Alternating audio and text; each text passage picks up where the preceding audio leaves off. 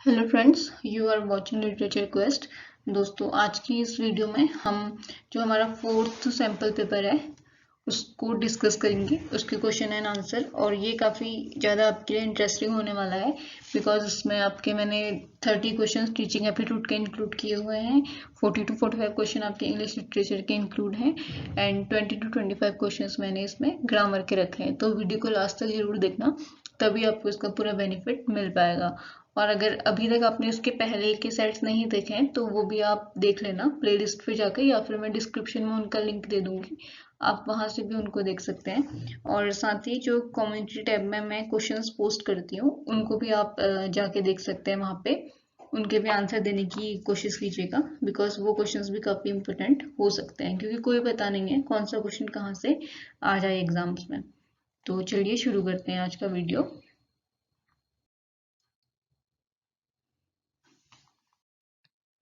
तो first question, M Forster a passage to India, जो इनका वर्क था, डील्स विद, इसमें क्या था, किस चीज से डील करता था ये, एंशियंट इंग्लिश कल्चर या फिर अराइवल जो था ब्रिटिश का इंडिया में वो, relationship between Britishers and Indians, या फिर discovery of the sea route to India. तो इस नोवेल में जो रिलेशनशिप था ब्रिटिशर्स और इंडियंस के, उसके बारे में ही बताया गया था। तो इसका करेक्ट आंसर होगा option number C, the relationship between the Britishers and Indian. Next question, the renaissance spirit is best expressed in, renaissance की जो स्पिरिट थी वो किसमें सबसे अच्छे तरीके से एक्सप्रेस की गई थी। स्पेंसर का जो एक वर्क था आपका, स्पेंसर्स फेरी क्वीन, या फिर शेक्सपियर के जो हिस्टोरिकल प्लेज हैं उसमें, एंड थर्ड ऑप्शन है हमारा बेकन के ऐसे, या फिर बेन जॉनसन की कॉमेडी ऑफ ह्यूमर। तो जो स्पेंसर का वर्क था फेरी क्वीन, जो काफी पॉपुलर वर्क है, इसमें रेनेसां की स्पिरिट को अच्छे से जो है दर्शाया गया था। एंड काफी बार रेनेसां का मीनिंग भी पूछा जाता है, द मीनिंग ऑफ रेनेसाइज। तो रेनेसा का मीनिंग होता है आपका रिवाइवल ऑफ लर्निंग, यानी कि पुनर्जागरण हम जिसे कहते हैं वो। तो करेक्ट आंसर वहां पे होगा रिवाइवल ऑफ लर्निंग। एंड इस क्वेश्चन का करेक्ट आंसर है स्पेंसर्स फेरी क्वीन। नेक्स्ट क्वेश्चन, एक लाइन है, अवर birth is but a sleep and forgetting, these line belongs to, ये लाइन किससे संबंधित है, किससे बिलोंग करती है। तो ये जो लाइन है ये एक पोएम है, इमॉर्टलिटी ओड, उससे ये लाइनें ली गई हैं और वो ओड लिखी थी आपका विलियम वर्ड्सवर्थ ने। तो इसका जो करेक्ट आंसर होगा वो होगा ऑप्शन नंबर ए, वर्ड्सवर्थ। इसमें राइटर पूछा है, हो सकता है यही लाइन देके नीचे आपसे जो है 3-4 वर्ड्सवर्थ की पोएम्स के नाम लिख दें, तो इमॉर्टलिटी ओड से ये लाइनें ली गई हैं। Next question, who wrote an elegy on the death of favourite cat. तो ये इसका जो फुल टाइटल था वो था आपका ode on the death of a favourite cat drowned in the tub of gold fishes, और ये लिखी थी आपका थॉमस ग्रे ने। एंड थॉमस ग्रे की ही एक सेकंड एलिजी है, elegy written in country churchyard, वो भी काफी फेमस है। तो ये एलिजी भी आपका लिखी थी थॉमस ग्रे ने। Correct answer is option number A. Next question, the rarer action is in virtue than in vengeance, these line occurs in, ये लाइनें कहाँ पे से ली गई है। तो ये जो लाइनें हैं ये शेक्सपियर के ही एक प्ले की हैं। ऑप्शन दिए गए हैं हमें, King Lear, Hamlet, the Tempest, या फिर ओथेलो। तो ये जो लाइनें हैं ये आपकी हैं द टेम्पेस्ट की, और ये लाइनें बोली गई है, प्रोस्पेरो ये लाइन बोलता है उस प्ले में। Next question, who is the what is the name of the villain in the duchess of माफी। तो द डचेस ऑफ माफी एक प्ले है जो कि जॉन वेबस्टर ने इस प्ले को लिखा था। तो इस प्ले में विलन कौन है, एंड ये एक ट्रेजेडी थी जो कि जॉन वेबस्टर ने लिखी थी। एंड इसका जो एंटागोनिस्ट होता है, यहाँ पे विलन एंटागोनिस्ट एक ही बात है, एंटोनियो बोसोला, फर्डिनेंट, या फिर कार्नेल। तो यहाँ पे जो करेक्ट आंसर है वो है आपका option number B, Bosola. Next question, who is Caliban. Caliban एक कैरेक्टर है शेक्सपियर के प्ले का। तो वो क्या था, एक फेरी थी, एंजल था, मॉन्स्टर था, या फिर एक पेस्टोरल स्पिरिट थी।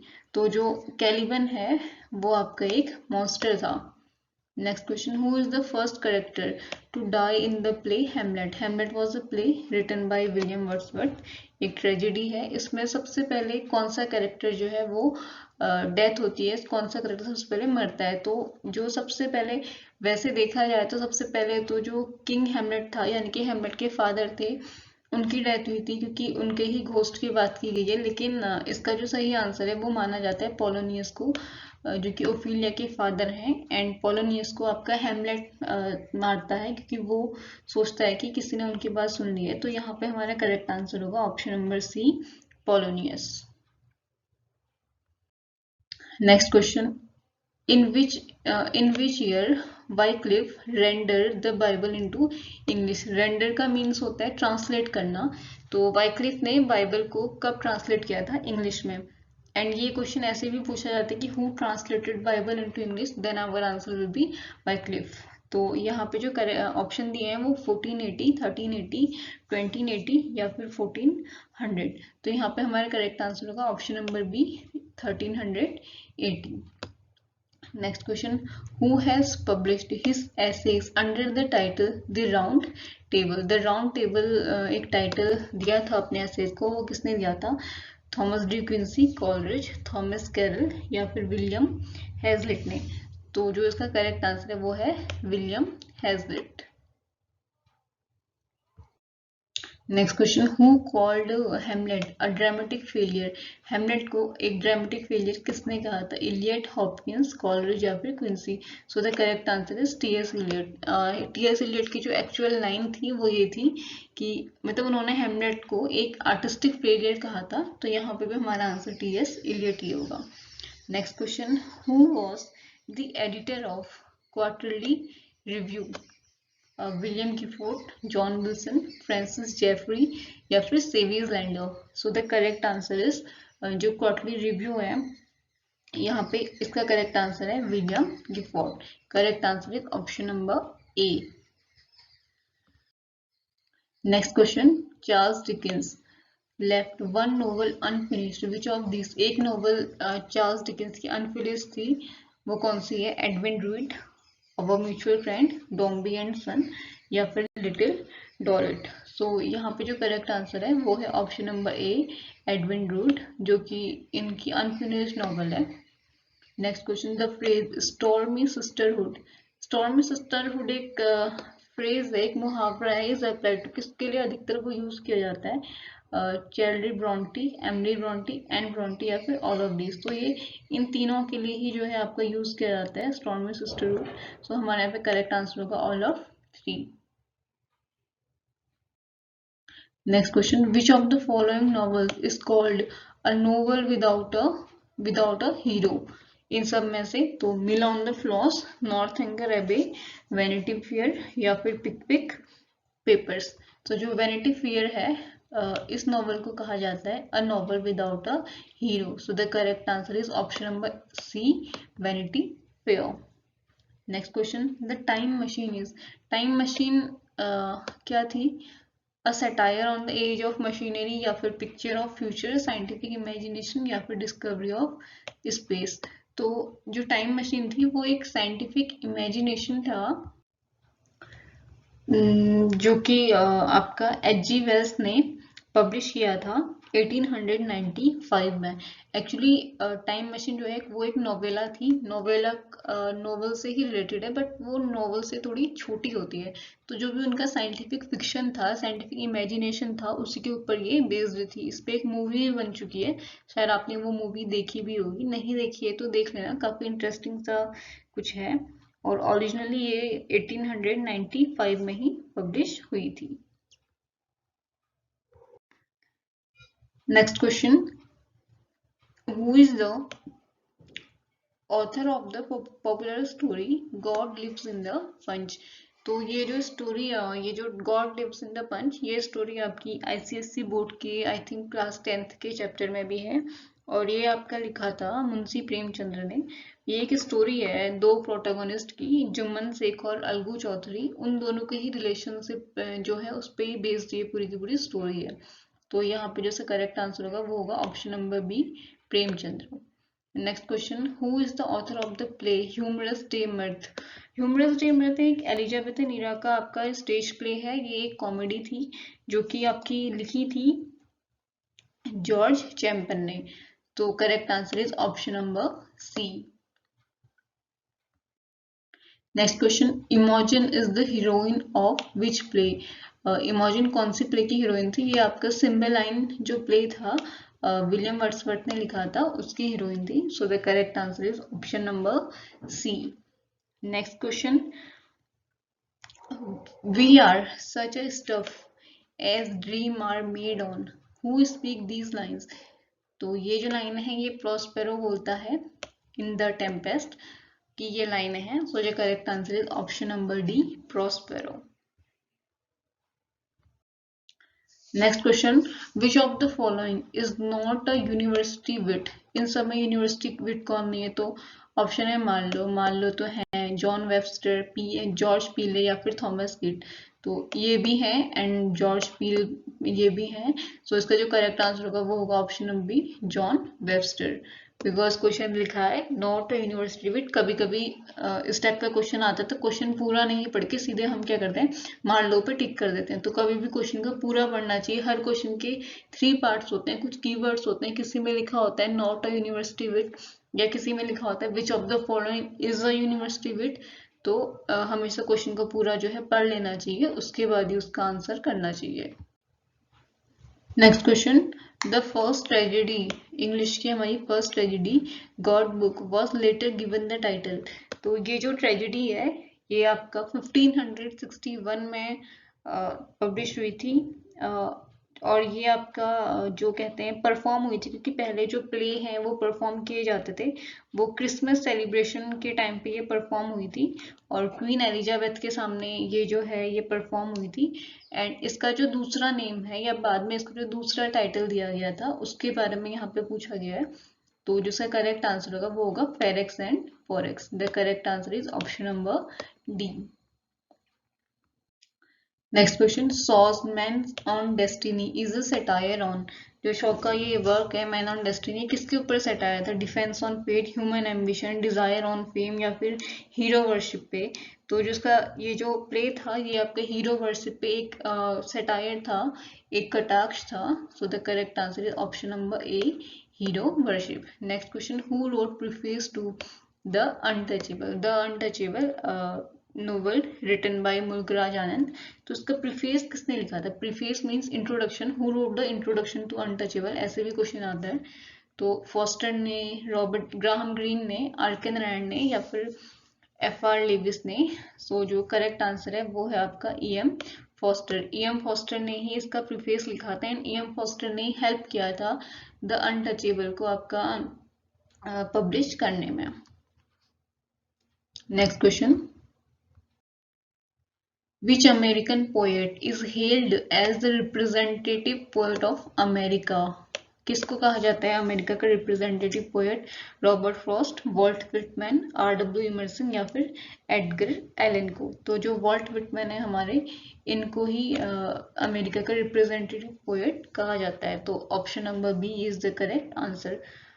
Next question, what is the subtitle of Pamela. तो पामिला एक वर्क है जो कि हमारा एक नोवेल है। सैमुअल रिचर्डसन ने इस नोवेल को लिखा था and this novel was published in 1740। तो इसका सबटाइटल क्या है? Virtue reconsidered, a virgin made, virtue its own reward या फिर वर्च्यू रिवॉर्डेड। तो पामिला का जो सबटाइटल है वो है आपका virtue rewarded. Correct answer is option number D. Next question, how many epistles are there in Pope's and essay on man. कितने एपिस्टल में लिखी है? एपिस्टल का मतलब होता है कि एक पोयम या कोई भी एक वर्क जो कि लेटर फॉर्म में हमारा लिखा जाता है।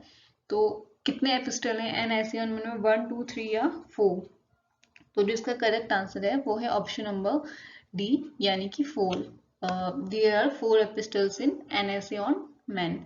Next question, to whom did T.S. Eliot dedicated his The Wasteland। The Wasteland इन्होंने किसको डेडिकेट किया था? Ezra Pound, Bernard Shaw, Rudyard Kipling या फिर जॉन रस्किन को। तो जो करेक्ट आंसर है वो हमारा है Ezra Pound. The Wasteland is dedicated to Ezra Pound. Next question, according to Arnold, Matthew Arnold की बात की जा रही है, who is next to Shakespeare and Milton. Arnold ने कहा था dash dash dash is next to Shakespeare and Milton, तो किसके लिए ये कहा था उन्होंने? तो ये कहा था उन्होंने आपका वर्ड्सवर्थ के लिए। ये पूरा जो कोटेशन है वो है Wordsworth is next to Shakespeare and Milton. तो correct answer is option number C. Next question, Robert Browning belong to the group of early Romantic poets, later Romantic poets, Georgian poets या फिर Victorian poets. तो Robert Browning हमारे Victorian era के ही poet थे। So the correct answer is option number D, Victorian poets. Next question, Tennyson has written a poem on a city of India. पे एक poem लिखी थी इन्होंने, टेनिसन ने, इंडिया के एक सिटी पे। तो वो कौन सी सिटी पे पोएम लिखी थी? तो वो लिखी थी इन्होंने झांसी के ऊपर। सो करेक्ट आंसर होगा हमारा option number A, Jhansi. Next question, Byron wrote a odd on which of the following poets. Lord Byron ने एक ओड लिखी थी वर्ड्सवर्थ, थॉमस मुरे, वॉल्टर स्कॉट या फिर थॉमस ग्रे के लिए। तो उन्होंने जो ओड लिखी थी वो लिखी थी थॉमस मुरे के लिए। So the correct answer is option number B. Next question, which poem of Keats is modelled on Milton's Paradise Lost in style and structure. Style and structure में कीट्स की कौन सी पोएम मिल्टन की जो paradise lost थी उस पे based है या उसके मॉडल पे बनी हुई है? तो ऑप्शन दिए हैं हमें एंडमियन, इजाबेला, हाइप्रोन या फिर लेमिया। So the correct answer is Hyperion. जो इनकी ये पोएम है ये मिल्टन की पैराडाइज लॉस्ट से मिलती जुलती है। Correct answer is option number C. Next question, in which play Shakespeare attacks the Puritans. तो correct answer is Twelfth Night. Twelfth Night में ही शेक्सपियर ने इन पे सटायरिकल फॉर्म में अटैक किया था। So the correct answer is option number A, Twelfth Night. Next question, when was the Spanish Tragedy written. Spanish Tragedy Thomas Kyd ने लिखी थी। कब लिखी थी? 1585, 1586, 1587 या फिर 1589। तो ये स्पेनिश ट्रेजेडी आपकी लिखी गई थी 1587 में। So the correct answer is 1587। And question ये भी पूछा जाता है who wrote the Spanish Tragedy, then Thomas Kyd wrote the Spanish Tragedy. Next question, the cottage which was named the Evening Star, whose cottage is refer to. Evening Star जो एक cottage का नाम था वो किसकी कॉटेज थी? Michael की, lease gatherer, of Lucy या फिर वो हाईलैंड गर्ल। तो ये इवनिंग स्टार थी आपकी माइकल की जो कॉटेज थी। पोएम थी विलियम वर्ड्सवर्थ की एक, माइकल, उसने अपनी कॉटेज का नाम इवनिंग स्टार वहां पे रखा था। तो करेक्ट आंसर होगा of Michael. Next question, who wrote Edward II? Edward II, an historical play. Who wrote? So Edward II is written by Christopher Marlowe. Correct answer is Christopher Marlowe. Next question, how many times did Milton marry? John Milton ने कितनी बार शादी की? Only once, 2 times, 3 times या फिर did not marry? तो John Milton married 3 times. Correct answer is option number C. Next question, एक line दी गई है यहाँ पे, O joy that in our embers is something that doth live, from which poems are this line quoted. कौन सी poem का है? तो ये है आपकी इमॉर्टलिटी ओट की लाइन जो कि लिखी थी विलियम वर्ड्सवर्थ ने। Correct answer is option number D. Next question, how many essays were published in Bacon's third and final edition of 1625। दो क्वेश्चन बनते हैं। क्वेश्चन ऐसे भी आ सकता है, in which years Francis Bacon's final edition of essays published. तो in 1625 यहाँ पे पूछा है कि हाउ मेनी ऐसे, कितने एसेज थे? 56, 57, 58 या फिर 59। तो correct answer is option number C, 58। उनका जो फाइनल एडिशन था उसमें आपका 58 एसेज थे। Next question, which of the following authors has written the life of Bacon. तो लाइफ ऑफ बेकन किसने लिखी थी आपका? वो लिखी थी जी जॉर्डन ने। Option number C. अगर याद नहीं रहता है तो जैसे आजकल आईपीएल चल रहा है ना, क्रिस जॉर्डन एक खिलाड़ी है, उसके नाम पे याद कर लेना कि लाइफ ऑफ बेकन जो लिखा था वो जॉर्डन करके याद कर लेना, तो ऑप्शन में अपने आप आपको याद आ जाएगा। Correct answer is G Jordan. Next question, who said of Goldsmith, Oliver Goldsmith ने के बारे में किसने ये कहा था, क्या कहा था कि he wrote like an angel but talked like poor Tom. तो ये मैसन ने कहा था, गैरिक ने कहा था, बीन क्लर्क ने कहा था, या फिर न्यूबेरी ने कहा था। So correct answer is option number C, Bean Clerk. क्या ये क्वेश्चन ऐसे भी पूछा जाता है कि ये लाइन आपको दे देंगे, दिस लाइन रेफर्स टू, कि ये लाइन किसके लिए बोली गई है, तो वहां पे हमारा आंसर होगा ऑलिवर गोल्ड स्मिथ। एंड ये कही किसने थी, ये कही थी बीन क्लर्क ने। Next question, who wrote the autobiographical novel seven summers, Kamala Das, Mulkraj Anand, R K Narayan, या फिर अनीता देसाई। तो ये आपकी लिखी थी मुल्कराज आनंद ने। मुल्कराज आनंद का कहना ये था कि वो जो ये नॉवल है वो इसको 7 पार्ट्स में लिखना चाहते थे, 7 समर्स को। तो करेक्ट आंसर होगा यहाँ पे Mulk Raj Anand. Next question, who wrote the Sound and the Fury, Hemingway, Faulkner, J Farrell, या फिर वॉलेस स्टीवंस। तो ये आपका लिखी थी फॉकनर, विलियम जे फॉकनर ने। Correct answer is option number B. Next question, how many volumes was Manfield Spark published, यानी कि जो मैनफिल्ड स्पार्क है वो कितने वॉल्यूम में हमारा पब्लिश हुआ था, इन हाउ मेनी वॉल्यूम्स, 2, 3, 4 और 1। सो करेक्ट आंसर है यहाँ पे 3 वॉल्यूम्स। जो मैनफिल्ड पार्क है novel, it was published in 3 volumes. तो ये आपके 45 क्वेश्चंस लिटरेचर से रिलेटेड थे। इसके बाद के 25 क्वेश्चंस ग्रामर से रिलेटेड आपको मिलेंगे। तो चलिए शुरू करते हैं ग्रामर वाला पार्ट भी।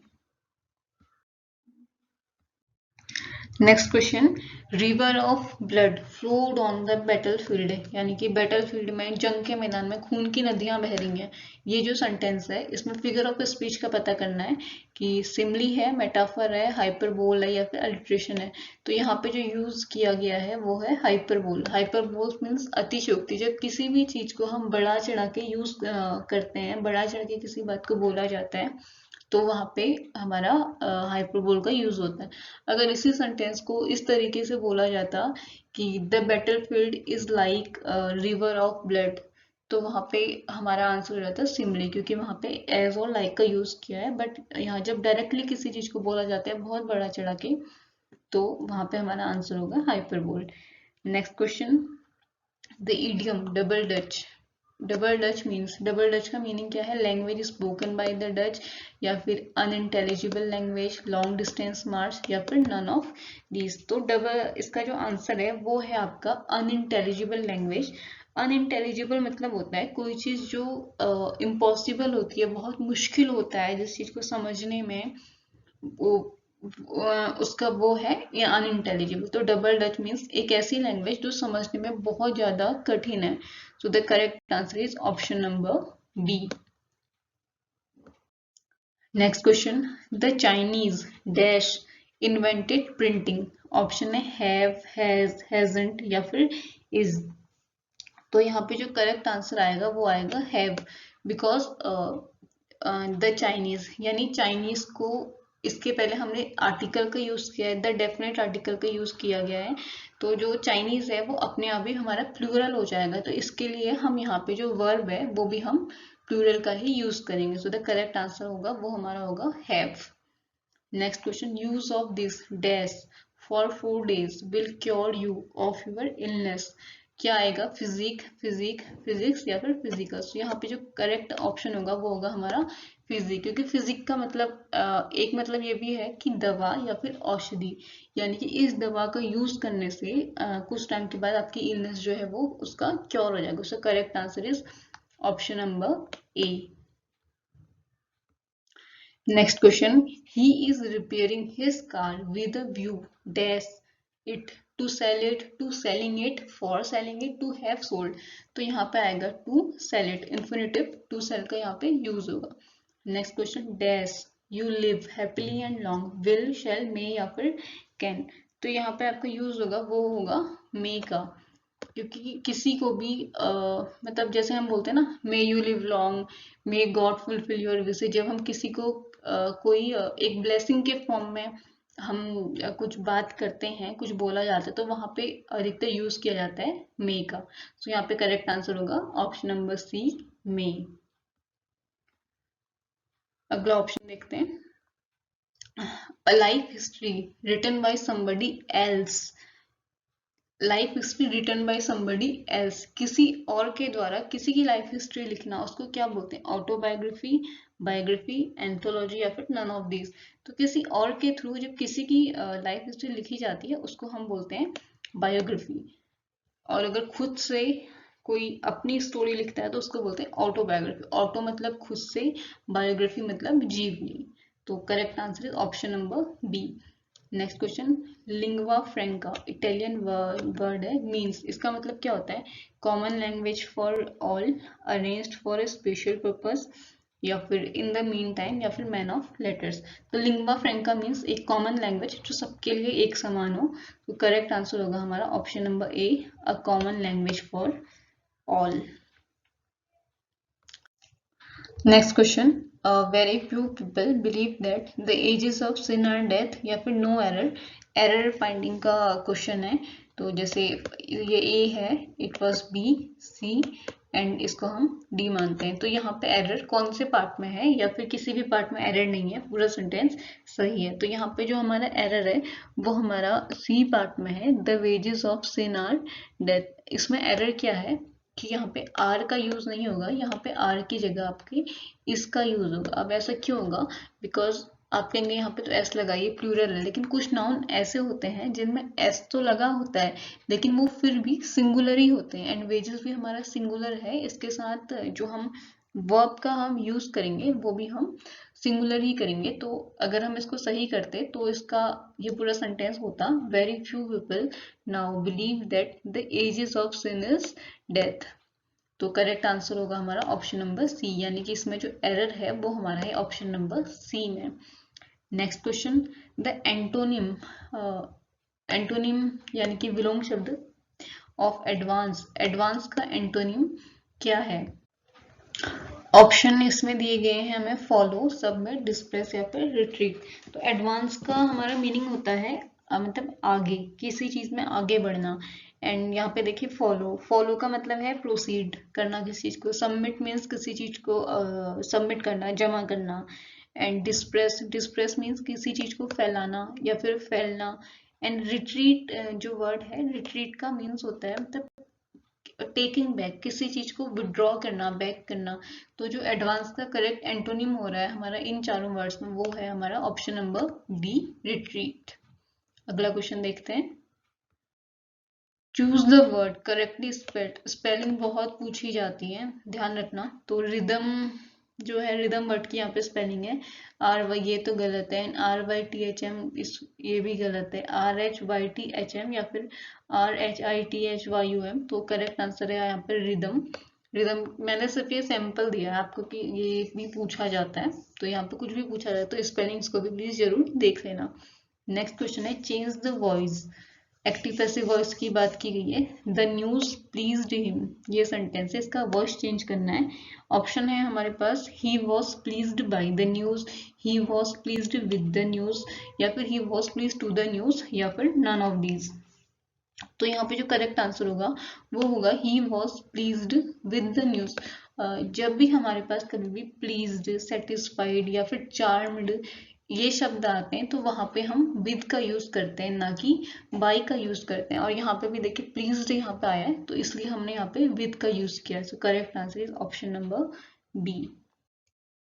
Next question, a song of sorrow specially for the death या फिर for someone's death is called, उसको क्या बोलते हैं? सटायर, एपिक, एलिजी या फिर ओड।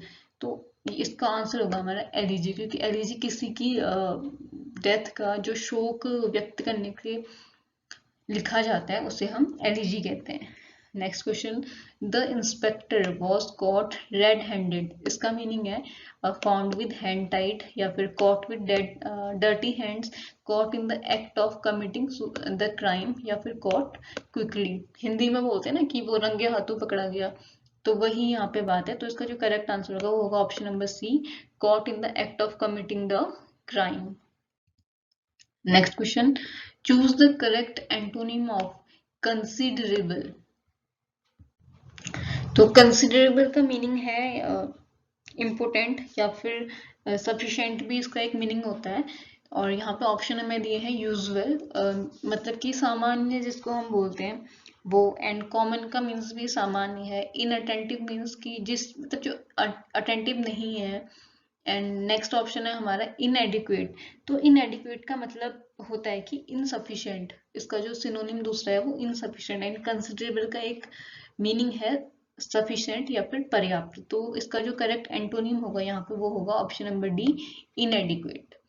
नेक्स्ट क्वेश्चन है हमारा, he got too tired dash over work, किस चीज से, बिकॉज ऑफ ओवर वर्क या because O double F off, या he got too tired on work या फिर फॉर ओवर वर्क। तो हमारे यहाँ पे करेक्ट आंसर होगा बिकॉज ऑफ, इसके कारण की वजह से। अगला क्वेश्चन देखते हैं, the meaning of locus standi, काफी बार ये पूछा जाता है, इसको तो जरूर से नोट कर लेना कि लोकस स्टैंडी का मीनिंग क्या है। अ प्लेस फॉर डांसिंग, या अ प्लेस फॉर स्टैंडिंग, या एग्जिट, या फिर किसी ऑफिस का सेंटर। तो लोकस स्टैंडी का मतलब होता है कि कोई खड़े रहने वाली जगह। तो करेक्ट आंसर होगा a place for standing, option number B. Next question, synonym of massive is, massive का मतलब होता है कि कोई बहुत बड़ी चीज या ह्यूज चीज, उसका सिनोनिम क्या है मैसिव का, ह्यूज, स्ट्रॉन्ग, लिटिल या फिर गैपिंग। तो स्ट्रॉन्ग मतलब है कोई स्ट्रॉन्ग चीज, यानी कि जिसमें काफी ज्यादा बल हो, बलवान चीज जो होती है वो। लिटिल छोटी चीज, गैपिंग मीन्स हो गया दूरी, एंड यहाँ पे जो ऑप्शन हमें सही सही दिख रहा है ह्यूज, ह्यूज का मतलब कोई बहुत बड़ी चीज। तो करेक्ट इसका आंसर होगा option number A, huge. Next question, I am worried dash for the exam, about the exam, to the exam, या फिर ऑफ द एग्जाम। तो यहाँ पे जो हमारा करेक्ट आंसर होगा वो होगा about, I am worried about the exam. Next question, choose correct figure of speech, her hair was like a cloud, उसके जो बाल हैं एक बादल की तरह है, लाइक अ क्लाउड। तो ये मैंने आपको थोड़ी देर पहले बताया था कि लाइक, तो यहाँ जहाँ पे भी लाइक और एस का यूज है तो वो हमारा है ऑप्शन नंबर ए, सिमली। अगला क्वेश्चन देखते हैं, this book is dash than that one, interesting है, मोर इंटरेस्ट है, या फिर मोर इंटरेस्टिंग है, नन ऑफ दीज। तो यहाँ पे जो करेक्ट आंसर होगा वो हमारा होगा ऑप्शन नंबर सी, यानी कि more interesting, this book is more interesting than that one. Next question, a book और a work of art whose author was not known, जिसके ऑथर का हमें पता नहीं है, यहाँ पे वॉज होगा, हुज, जिसके ऑथर का हमें पता नहीं है उसको क्या बोलते हैं, एंटागोनिस्ट। एंटागोनिस्ट तो विलन है। एनोनिमस, तो हाँ आपने देखा होगा कई बार हम बोलते हैं लिटरेचर में, this work was published anonymously, या फिर बिना नाम के ये पब्लिश हुआ था। तो ये जो करेक्ट आंसर होगा वो हमारा होगा ऑप्शन नंबर बी, एनोनिमस। चलिए अगला क्वेश्चन देखते हैं, what is blank verse, blank verse क्या है। ही हैज, मतलब ब्लैंक वर्स में मीटर होता है लेकिन राइम नहीं होती, या फिर has a metre but no rhyme, has rhyme but no metre, या फिर दोनों होते हैं, मीटर भी होती है राइम भी होता है। लेकिन ब्लैंक वर्स में क्या होता है, मीटर तो होता है लेकिन ब्लैंक वर्स में राइम नहीं होती है। So correct answer is blank verse has a metre but no rhyme, option number B. Next question, elegies and sonnets are two type of, elegy and sonnets क्या है, ऐसे हैं, पोएम है, fiction है, या फिर बायोग्राफीज है। तो ये फॉर्म ऑफ पोएट्री है या फिर फॉर्म ऑफ पोएम्स है। तो जो करेक्ट आंसर होगा वो हमारा होगा option number B, elegies and sonnets are two types of poems. Next question, catharsis is, catharsis किससे रिलेटेड है, ट्रेजेडी, कॉमेडी, सोनेट्स, या फिर फार्स। तो कैथारसिस जो हमारा टर्म है वो हमारा ट्रेजेडी से रिलेटेड होता है। So correct answer is option number A, tragedy. तो ये 70 क्वेश्चन आपके ग्रामर और लिटरेचर से रिलेटेड कंप्लीट हो चुके हैं। अब इसके आगे के जो 30 क्वेश्चन है वो टीचिंग पेडागोजी के एप्टीट्यूड से रिलेटेड है। तो चलिए अब थोड़ा हम एप्टीट्यूड के क्वेश्चंस को भी देख लेते हैं। तो पहला क्वेश्चन कि ये आपका हिंदी एंड इंग्लिश बोथ में वहां पे आएंगे। अगर आपने पिछली बार का क्वेश्चन देखा होगा तो आपको पता होगा तो चलिए शुरू करते हैं। शिक्षा के माध्यम से कल्याण होता है। एजुकेशन के थ्रू किसका कल्याण होता है? समाज के सभी वर्गों का, आदर्श परिवार का, विद्यार्थियों का या फिर मनुष्य के जीवन का। तो करेक्ट आंसर इसका होगा हमारा इसका ऑप्शन नंबर ए, समाज के सभी वर्गों का। अच्छा, आपको एक छोटी सी टिप दे देती हूँ इसमें। मैंने आपको पहले भी बोला था कि जब भी आप पेडागोजी की क्वेश्चन सॉल्व करें तो प्लीज उस क्वेश्चन को और उसके ऑप्शन को 2 बार जरूर पढ़ लें, क्योंकि ये क्वेश्चन काफी कंफ्यूजिंग होते हैं। कई बार हम पहला ऑप्शन टिक कर देते हैं, पूरे ऑप्शन पढ़ते ही नहीं है, तो लास्ट में लिखा होता है उपयुक्त सभी, तो इसमें गलत हो जाता है, काफी बार गलत होने के चांसेस होते हैं। तो इसलिए पेडागोजी की क्वेश्चन खास कर से 2 बार जरूर पढ़ लें। चलो तो आगे बढ़ते हैं। अगला क्वेश्चन, एक अध्यापक के रूप में एज अ टीचर आप किसको प्राथमिकता देंगे? विज्ञान के विषयों को, उच्च विचारों को, या फिर वैज्ञानिक विचारों एवं दृष्टिकोणों को, या फिर भाषा को? तो as a teacher obviously, as a teacher भी और एज अ ह्यूमन बीइंग भी हमेशा सामने वाले के विचारों को या फिर उसका जो पॉइंट ऑफ व्यू है उसको समझने की कोशिश करनी चाहिए। तो हमारा जो इसमें सही आंसर होगा वो होगा ऑप्शन नंबर सी, वैज्ञानिक विचारों एवं दृष्टिकोणों को। नेक्स्ट क्वेश्चन, निम्न शिक्षण विधियों में से कौन सी विधि वास्तविक अनुभवों को प्रदान करने की दृष्टि से उत्तम है? वास्तविक अनुभव मतलब जीवन के जो भी हमारे एक्सपीरियंसेस होते हैं उनको किस तरीके से बच्चों को हम सिखा सकते हैं, तो उसके लिए कौन सा मेथड सबसे ज्यादा जरूरी होगा या सबसे ज्यादा इम्पोर्टेंट है? तो भ्रमण विधि, या प्रोजेक्ट विधि, भाषण विधि, या फिर पाठ्य पुस्तक विधि? तो इसका जो सबसे करेक्ट आंसर होगा वो होगा भ्रमण विधि, क्योंकि जब बच्चों को आप घुमाने ले जाएंगे, जैसे होता है ना आजकल बच्चों को टूर पे ले जाया जाता है, हिस्टोरिकल मॉन्यूमेंट्स दिखाए जाते हैं, क्यों? ताकि सिर्फ, अगर वैसे तो आप बुक से भी उनको दिखा सकते हैं कि ये देखो ये ताजमहल है, ये कुतुब मीनार है, कुछ भी, लेकिन अगर आप बच्चे को वो ताजमहल बुक में ना दिखा के वहीं पे ले जाके बच्चे को वो चीज दिखाएंगे तो ऑब्वियसली उसका बच्चे पे ज्यादा इम्पैक्ट पड़ेगा। तो इसलिए उसको वो एग्जैक्ट अनुभव बताने के लिए भ्रमण जो है, भ्रमण विधि, वो बहुत ज्यादा इंपॉर्टेंट है। तो करेक्ट आंसर होगा यहाँ पे option number A. Next question, कक्षा में विद्यार्थियों का ध्यान विकसित करने के लिए क्या करेंगे आप? बच्चों में जिज्ञासा का विकास करेंगे, कहानी सुनाएंगे, जोर से बोलेंगे, या फिर भाषण देंगे? तो इसका जो सही आंसर होगा ऑब्वियसली ऑप्शन नंबर ए, क्योंकि बच्चों में जानने के लिए, पढ़ने के लिए क्यूरियोसिटी का होना बहुत ज्यादा जरूरी है। फॉर एग्जाम्पल यहीं पे लेते हैं, अभी मैं आपको कोई कहानी सुनाऊं, कुछ करूं, कोई फायदा नहीं, लेकिन अगर किसी भी तरीके से आप में कुछ ऐसा, मतलब कोई एक ऐसी चीज हो जिससे आपको जानने का हो कि हाँ यार आगे कौन से क्वेश्चंस हैं, कैसे क्वेश्चंस हैं, तो वो क्यूरियोसिटी के थ्रू आप वीडियो को ज्यादा से ज्यादा देखेंगे। सेम वही चीज बच्चों के साथ भी होती है। तो करेक्ट आंसर होगा ऑप्शन नंबर ए। अगला क्वेश्चन देखते हैं। सृजनात्मकता, क्रिएटिविटी जिसको इंग्लिश में बोलते हैं, उसकी मुख्य पहचान क्या है? कला है, साहित्य है, विज्ञान है, या फिर नव सृजन है? नव सृजन का मतलब किसी चीज को नए सिरे से, किसी चीज का निर्माण करना, किसी चीज को बनाना। तो क्रिएटिविटी तो वही है जब हम किसी चीज में क्रिएटिविटी दिखाएंगे। एक फॉर एग्जांपल मान लेते हैं, एक फ्लावर को बनाना है, आपने 2-4 बच्चे हैं, उन बच्चों को बोल दिया ये फ्लावर बनाओ, तो उसी सेम फ्लावर को हर बच्चा अलग अलग तरीके से बनाएगा। एक एज इट इज हो सकता है, एज इट इज छाप दे जैसा हुआ है, तो जो बच्चा उसको सबसे डिफरेंट फॉर्म में बनाएगा, नए तरीके से उसी फ्लावर को लेके आएगा, वो ही हमारी क्रिएटिविटी है। तो इसका सही आंसर होगा ऑप्शन नंबर डी, नवसृजन। नेक्स्ट क्वेश्चन, वंचित बालकों के शिक्षण का तरीका होना चाहिए, कैसा होना चाहिए?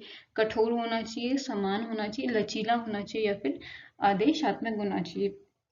तो इनको शिक्षण का तरीका वो होना चाहिए, लचीला होना चाहिए, मतलब कि उनके बच्चे के अकॉर्डिंग आप पढ़ाओ, यानी कि अपने अकॉर्डिंग कुछ भी पढ़ाते रहो, कुछ चेंजेस भी अगर आपको करने पड़ रहे हैं तो आपको करने चाहिए। नेक्स्ट क्वेश्चन, निम्नलिखित में से कौन सा तत्व कक्षा में अधिगम, अधिगम का मतलब तो सबको पता ही होगा, बीएड में पढ़ा ही होगा, टीचिंग लर्निंग।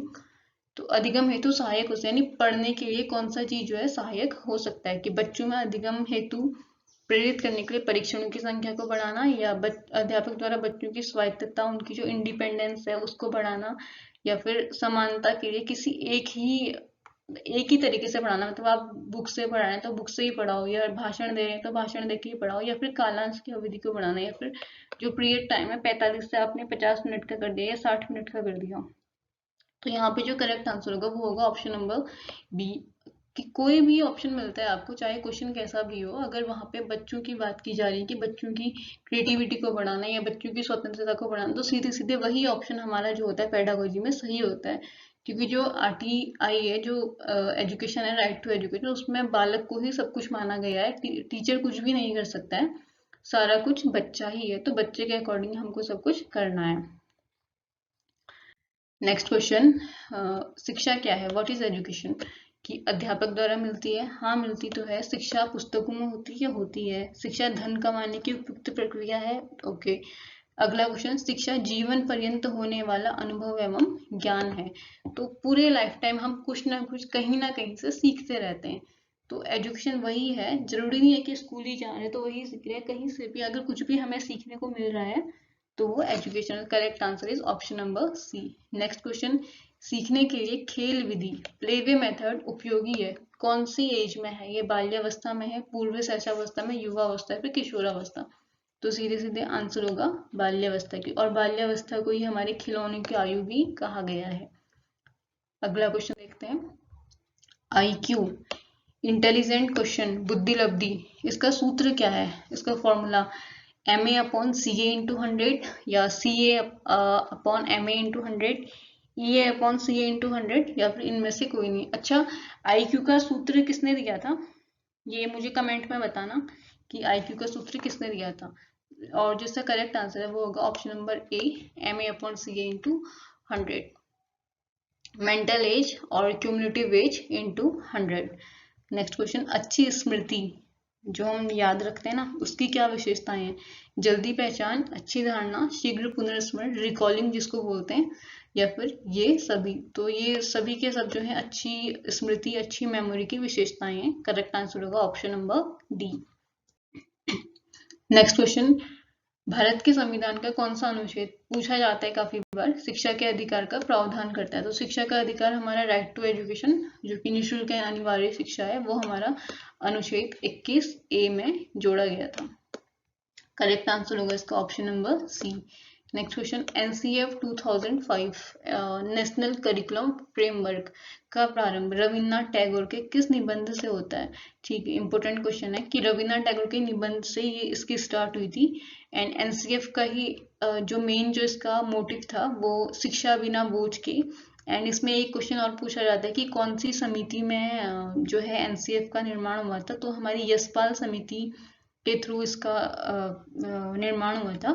तो सभ्यता और प्रगति एक निबंध है रविन्द्रनाथ टैगोर का, उसी NCF की स्टार्टिंग इसी निबंध से होती है। तो हमारा करेक्ट आंसर होगा ऑप्शन नंबर सी, सभ्यता और प्रगति।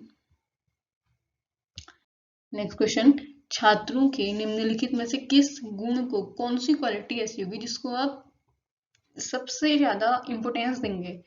स्वतंत्र रूप से विचार करना, आज्ञाकारिता, परिश्रम, विनयशीलता। वैसे तो देखो सारी की सारी इंपोर्टेंट है, हर विद्यार्थी में सारी की सारी चीजें होनी चाहिए, लेकिन यहाँ पे देखिए स्वतंत्र रूप से विचार करना। करेक्ट आंसर होगा option number A. Next question, पुरुष स्त्रियों की अपेक्षा ज्यादा बुद्धिमान होते हैं, यह कथन, ये कथन मतलब किस परिप्रेक्ष्य में सही है? कि बुद्धि के भिन्न पक्षों के लिए सही है या बुरी तरह से सही है, लैंगिक पूर्वाग्रह को प्रदर्शित कर सकते हैं, फिर ऐसा हो सकता है? तो इसका जो करेक्ट आंसर होगा वो होगा ऑप्शन नंबर सी। कभी भी ऐसा क्वेश्चन आए कि लड़कियां लड़कों की अपेक्षा गणित में कमजोर होती हैं, या लड़के ज्यादा बुद्धिमान होते हैं, लड़कियां ज्यादा बुद्धिमान होती हैं, तो उसका सही आंसर लैंगिक पूर्वाग्रह को ही प्रदर्शित करता है, यही होगा, क्योंकि यही लैंगिक पूर्वाग्रह है एक प्रकार का। तो करेक्ट आंसर है हमारा option number C. Next question, जो छात्र कक्षा में निरंतर प्रश्न पूछते रहते हैं, क्वेश्चनिंग करने की आदत होती है काफी बच्चों की, बार बार उठ के क्वेश्चन पूछते हैं, उनको क्या करना चाहिए? दंडित करना चाहिए, पनिशमेंट देना चाहिए, या फिर उन्हें जो डिबेट होता है उसके लिए प्रोत्साहित करना चाहिए, या फिर लगातार क्वेश्चन पूछने के लिए प्रोत्साहित करना चाहिए, या अपने क्वेश्चन का आंसर खुद ही ढूंढने के लिए बोल देना चाहिए कि नहीं तुम खुद ही ढूंढ लो? लेकिन इसका जो सही आंसर है वो होगा ऑप्शन नंबर सी, क्योंकि बच्चा अगर क्वेश्चन कर रहा है तो उसको उसके बाद भी क्वेश्चन करने के लिए जो है एनकरेज करना चाहिए। बच्चा ही मेन है, हमेशा इस बात को ध्यान रखना, सीधे जो भी बच्चे के फेवर में बात की गई होगी उस ऑप्शन को सही कर देना। नेक्स्ट क्वेश्चन, शिक्षण कौशल को अध्यापक प्रस्तुत करता है, कहाँ करता है? कक्षा के अंदर करता है, कक्षा के बाहर करता है, दोनों में ही करता है, या फिर किसी में भी नहीं करता, ना कक्षा के अंदर करता है ना कक्षा के बाहर करता है। तो करेक्ट आंसर होगा इसका ऑप्शन नंबर सी, कक्षा के बाहर भी करता है अंदर भी करता है। कक्षा के बाहर से मतलब प्लेग्राउंड में जब ले जाता है ना बच्चों को, वहां पे भी टीचर अपनी जो एबिलिटी है, जो उसका कौशल है, उसका यूज करता है। नेक्स्ट क्वेश्चन, राष्ट्रीय शिक्षा नीति के क्या उद्देश्य हैं? क्या उद्देश्य हैं राष्ट्रीय शिक्षा नीति के? काफी सोच समझ के विचार विमर्श करके बनाई जाती है। 1986 के बाद अभी हमारी शिक्षा नीति बनी है। तो इसका उद्देश्य क्या, कि संपूर्ण शिक्षा तंत्र को एक नया रूप देना, नया फॉर्म देना, या शिक्षा द्वारा समान अवसर देना, शिक्षा को रोजगार से जोड़ना, या फिर कोई नहीं। तो इसका जो करेक्ट आंसर होगा वो होगा ऑप्शन नंबर डी, यानी कि पूरी की पूरी जो हमारी एजुकेशन जो फॉर्म है उसको एक नया रूप देना, option number A. Next question, शिक्षा की परियोजना पद्धति, प्रोजेक्ट मेथड, प्रोजेक्ट मेथड जो है वो किससे केंद्रित है? वो टीचर सेंटर्ड है, टेक्स्ट बुक सेंटर्ड है, या फिर चाइल्ड सेंटर्ड है, या फिर प्रोजेक्ट सेंटर्ड है? तो प्रोजेक्ट विधि यहाँ पे देखिए बालक केंद्रित, करेक्ट आंसर होगा हमारा चाइल्ड सेंटर्ड। नेक्स्ट क्वेश्चन, व्यक्तिगत भिन्नता, व्यक्तिगत भिन्नता, इंडिविजुअल डिफरेंसेस, एक बच्चे और दो बच्चे हैं, दोनों बच्चों में जो अंतर पाया जाता है वो व्यक्तिगत भिन्नता है, यानी कि उन दोनों के बीच का अंतर। तो उसका क्या कारण है? उसका शारीरिक आधार कारण है? जी हाँ, बिल्कुल है। हर बच्चा एक जैसा नहीं होता, लंबाई में हर चीज में उनके अंतर होता है। मानसिक आधार, दो बच्चों के समझने की शक्ति भी एक जैसे नहीं होती। व्यक्तित्व गुण, हाँ, दो लोगों की पर्सनैलिटी सेम नहीं होती। तो इसका करेक्ट आंसर होगा वो होगा ऑप्शन नंबर डी, ये सभी, यानी कि ये सभी जो है व्यक्तिगत भिन्नता के कारण है। नेक्स्ट क्वेश्चन, शिक्षण की, टीचिंग की सबसे कमजोर विधि कौन सी है? संवाद विधि, दृश्य श्रव्य विधि, पाठ्यपुस्तक विधि, या फिर प्रोजेक्ट विधि? तो जो पाठ्यपुस्तक विधि है ये सबसे प्राचीन विधि है और इसी को ही शिक्षण की सबसे कमजोर विधि माना जाता है। करेक्ट आंसर इज पाठ्यपुस्तक विधि। नेक्स्ट क्वेश्चन, अध्यापक के लिए सबसे मूल्यवान, एक टीचर के लिए सबसे ज्यादा जरूरी क्या है? उसकी नौकरी है, ठीक है, उसकी गरिमा और मर्यादा है, वो भी है, छात्रों का विश्वास है, या फिर इनमें से कोई नहीं? तो एक टीचर के लिए सबसे ज्यादा जरूरी होता है उसके स्टूडेंट्स का विश्वास, कि बच्चे उस पर विश्वास करें। ऐसा नहीं कि टीचर ने कुछ पढ़ा दिया, और जैसा आपने देखा होगा ना कि छोटे छोटे जो बच्चे होते हैं, भले ही हो सकता है कहीं पे सही में ही कुछ गलत हो, तो वो कभी नहीं मानते, वो यही बोलते कि नहीं नहीं, हमारे सर ने या हमारी मैम ने तो यही बताया था, यही सही है। तो वो जो विश्वास होता है ना एक बच्चे का उस टीचर पे, वो उस टीचर के लिए सबसे ज्यादा महत्वपूर्ण होता है। नेक्स्ट क्वेश्चन, निम्नलिखित में से कौन सा सामाजिकरण का एक प्रमुख कारण है? सोशलाइजेशन का मेन कारक क्या है? कंप्यूटर, आनुवंशिकता, राजनीतिक दल, या फिर परिवार? तो सामाजिकरण का मेन जो फैक्टर होता है वो होता है परिवार, क्योंकि अक्सर जो अकेला बच्चा होता है, या जो बच्चा जॉइंट फैमिली में नहीं रहता, वो उतना घुला मिला नहीं होता। वही एक दूसरा बच्चा होता है जो जॉइंट फैमिली में रहता है, उसमें सामाजिकता के गुण पहले से ही मिल जाते हैं, वो हो जाता है। तो इसका करेक्ट आंसर होगा हमारा ऑप्शन नंबर डी।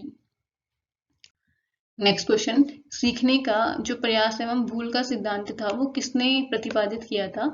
तो हमारा जो प्रयास एवं भूल का सिद्धांत है वो हमारा थॉर्नडाइक ने प्रतिपादित किया था। करेक्ट आंसर है थॉर्नडाइक।